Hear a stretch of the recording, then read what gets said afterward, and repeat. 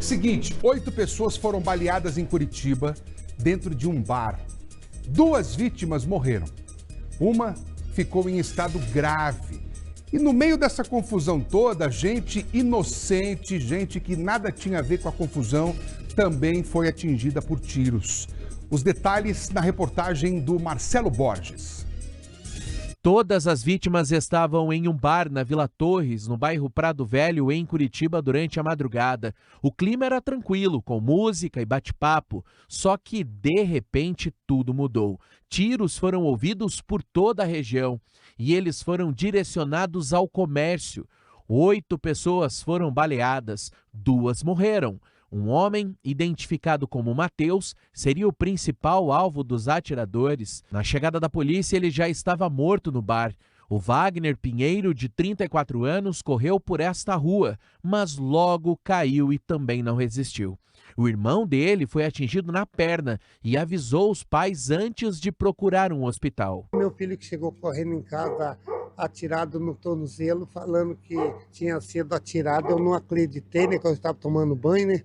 Aí saí correndo do banheiro, vi ele caído no chão com um tiro no pé, né, no tornozelo. Ele falou: pai, acho que mataram o Wagner. Daí eu venho para ver. Quando eu chego ali, o menino que eu peguei com 7 anos para cuidar, zelar, né, eu fiquei com a mãe dele, e infelizmente faleceu, né? Além do irmão de Wagner, outros 4 homens e uma mulher ficaram feridos no tiroteio, entre eles o dono do bar. 2 irmãos venezuelanos, de 16 e 17 anos, foram atendidos por socorristas do Corpo de Bombeiros e do SAMU e levados ao hospital. Entre os 6 sobreviventes, um corre risco de morte. Segundo a polícia, o trabalho de investigação está apenas no início. No entanto, ainda na cena do crime, os policiais descobriram que os autores estavam em um veículo sedã de cor branca.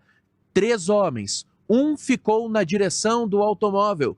Os outros 2 desceram e, armados, atiraram inúmeras vezes. Os policiais também descobriram que o carro saiu da vila em alta velocidade. Várias pessoas testemunharam as cenas de violência. De acordo com elas, a ação dos assassinos foi rápida. Foi uma situação realmente muito trágica. Estava ali no bar aqui na Vila Torres, quando as equipes policiais ouviram disparos de arma de fogo. Houve uma grande gritaria, né? Veio várias pessoas e se trata que um sedã branco chegou. 2 masculinos saíram e efetuaram disparos em direção ao interior do bar, atingindo diversas pessoas e causando 2 óbitos. Os familiares de Wagner Pinheiro estavam desesperados. Eles disseram que Wagner trabalhava com materiais recicláveis, tinha 3 filhos e sempre ficava no bar no final de semana para jogar sinuca. Era trabalhador, tinha 3 filhos, nunca se envolveu com nada e infelizmente estava no lugar errado, na hora errada, e foi a fatalidade que aconteceu agora, destruindo a família da gente, né? Tudo indica que o caso tem relação com uma briga antiga entre bandidos. Eles disputam o poder do tráfico de drogas, que é tão presente na Vila Torres e já deixou diversas vítimas. Até o presente momento a gente não tem uma motivação aí, que foi esse crime. Eu acredito que a maioria das pessoas que infelizmente acabaram baleadas aqui, provavelmente não tinha nada a ver com a situação, né? Eles miraram em alguém e dispararam. As pessoas que estavam ao lado, infelizmente, foram efeito colateral desse crime horrendo. O João mora na vila há quase 50 anos. Ao ver o filho morrer, ele já pensa em se mudar ao lado da família. Não sei mais se vou continuar morando nesse lugar. Eu moro aqui desde 1975. Estou pensando seriamente de vender tudo e me mudar da Vila Torres, um lugar muito bom de morar, mas agora não tem mais jeito. A criminalidade está demais. Olha, a gente vai atualizar esse caso com a Thaís Travensoli. Deixa eu chamar a Thaís aqui. A Thaís está na delegacia, tem informações atualizadas para a gente sobre toda essa situação. Thaís. Vamos lá, Furlan, boa tarde para você, boa tarde a todos. A gente atualiza essas informações agora ao vivo aqui na Delegacia de Homicídios da capital, conversando com o doutor Ivo, que já começou a ouvir, inclusive, algumas pessoas dessa investigação que está no começo, doutor. A gente viu uma reportagem agora no Balanço Geral e a população bem preocupada, gente que deu entrevista dizendo que perdeu pessoa inocente nesse tiroteio. O que o senhor pode adiantar para a gente da investigação? Boa tarde. Boa tarde, realmente um caso com a gravidade bem acentuada, né? Várias pessoas ali acabaram sendo vítimas, né? de um atentado, digamos assim. 2 delas entraram em óbito no local, né? Outras 6 conseguiram sobreviver, foram socorridas. Talvez uma aí esteja numa situação mais delicada, né? Talvez alguma dessas pessoas possa ter sido atingida, né? Não sei se posso dizer por engano, mas pelo fato de estar, né, no local errado, na hora errada.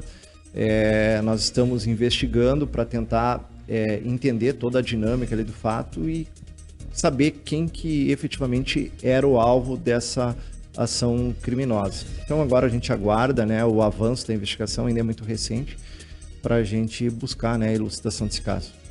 O que a gente sabe da motivação? Alguma suspeita, doutor, para adiantar? Alguma novidade para adiantar agora para o público que nos assiste? Então, ainda a gente não tem nada de concreto, né? São informações muito vagas que estão chegando e que a gente precisa confirmar, né? Ali, o Prado Velho, a gente sabe que é uma região com uma incidência bem alta de traficância, né? Existe ali uma disputa por vários pontos. Pode ser que esse fato esteja relacionado com isso, até pelo modus operandi ali que a gente pôde perceber, né? Mas é algo que só com o andar da investigação que a gente vai poder afirmar. Sabemos que é um carro branco, doutor. Pelo menos 3 pessoas participaram, o senhor disse, para a gente devolver para o estúdio. As pessoas que estão assistindo podem ajudar de que forma?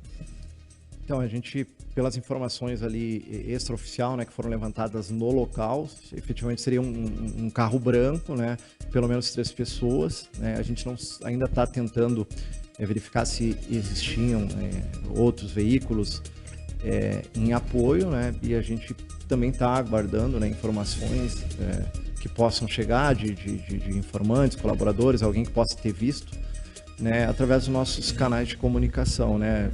Nós temos aí o nosso 0800, denúncia anônima, enfim, e ficamos no aguardo. Doutor, muito obrigada, viu, pelas informações. É isso, Furlan, investigação inicial. A gente vai seguir, é claro, fazendo contato aqui com o delegado, com o pessoal da delegacia, e quando a gente tiver mais informações, a gente retorna. Então, a princípio, são 3 pessoas, pelo menos, que participaram desse tiroteio grave, um caso grave, no bairro Parolim, aqui em Curitiba. Obrigado, viu, Thaís Traversoli. Agora, o que causa na gente revolta é saber que tem gente que nada tinha a ver com essa confusão e que precisou ser hospitalizada por conta dos tiros. Uma dessas vítimas seria o alvo dos atiradores. Mas o Wagner, ele não tinha nada a ver com a história. Ele nem teve tempo de pedir ajuda, como fez o irmão dele, que também se machucou por conta de um tiro que ele levou. A Franciele, ela conversou com o pai dos dois. O pai dos meninos, gente, tá assim, inconsolável. Escuta. O coração não consegue entender a perda do filho. Seu João é pai de Wagner da Rosa Pinheiro, de 35 anos. Uma das vítimas do tiroteio que deixou 2 mortos e 6 feridos na Vila Torres, em Curitiba, na madrugada do último sábado. Sem palavra para falar, para explicar, porque é uma dor que vai ser difícil de se apagar. Todas as vítimas estavam em um bar. O clima era tranquilo, com música e risadas durante a madrugada. Só que, de repente, tudo mudou quando atiradores dispararam várias vezes contra o estabelecimento. Conforme testemunhas, os 3 homens estavam em um veículo sedã branco. 2 masculinos saíram e efetuaram disparos em direção ao interior do bar, atingindo diversas pessoas e causando 2 óbitos. O alvo dos criminosos seria Matheus Avelar da Silva, de 20 anos. Ele morreu dentro do bar antes da chegada da polícia. Os outros feridos são uma mulher e 5 homens, entre eles o irmão de Wagner. O jovem levou um tiro no tornozelo e correu em casa pedir socorro ao pai. Saí do chuveiro correndo. Eu estava tomando meu banho, que eu vesti a roupa molhado, ensaboado. E fui observar, já vi o primeiro tiro no pé dele, falei, tem mais? Ele falou, não, pai. Fui correndo com ele para o Canjuru, né? Quando estava no hospital, João soube que o outro filho também havia sido atingido. Wagner levou um tiro na perna que acertou a veia femoral.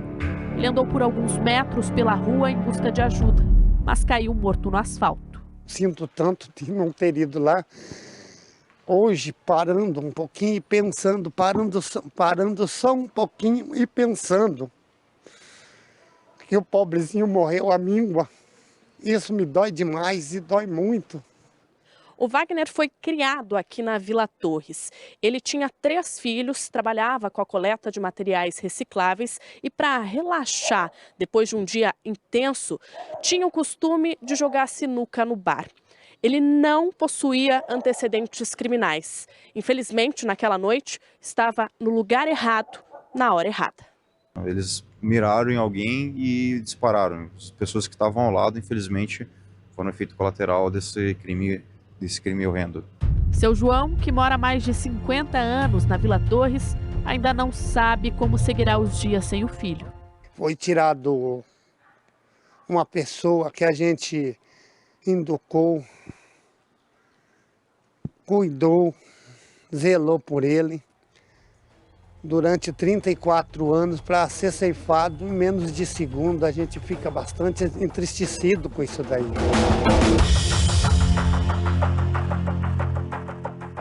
E você vê o olhar do pai, né? Meu Deus do céu, quanta violência acontecendo em Curitiba. O sujeito nada tinha a ver com a confusão, estava lá com o irmão, um está no hospital, o outro acabou morrendo, morreu inocente. E o pai agora tem que enterrar o filho por conta dessa violência e o menino nada tinha a ver, não tinha passagem pela polícia, sujeito trabalhador, morto por engano.